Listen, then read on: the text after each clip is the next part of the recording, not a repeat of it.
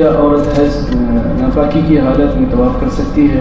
یہ تو معلوم ہے کہ نہیں کر سکتی، لیکن کچھ کہتے ہیں کہ جیسے طواف افاضہ، طواف وداع جو کہ فرض ہے، طواف افاضہ فرض ہے، تو وہ طواف حالت حیض میں کر سکتی ہے کیونکہ فرض ہے۔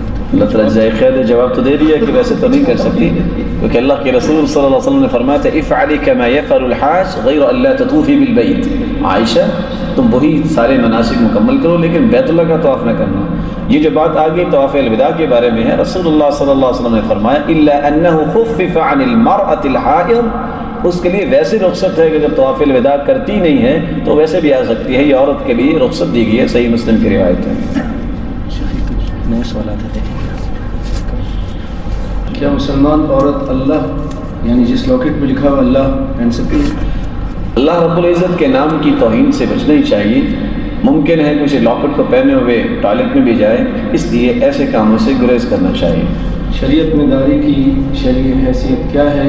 کیا سرکاری ملازمین جو داڑھی بڑھانے کی ایک حدیث بحرین میں مقرر، ایک حد بحرین میں مقرر ہے، تو وہ بھی گناہ کے مرتکب ہیں؟ ویسے تو سیاست کا سوال ہے، شریعت ہے۔ جب اللہ کے رسول صلی اللہ علیہ وسلم نے کہہ دیا ہے کہ داڑھی کو معاف کرو تو معاف کرنا چاہیے۔ افعال الناس لا ينسخون احکام الہیہ، لوگوں کے اعمال شریعت کو منسوخ نہیں کر سکتے۔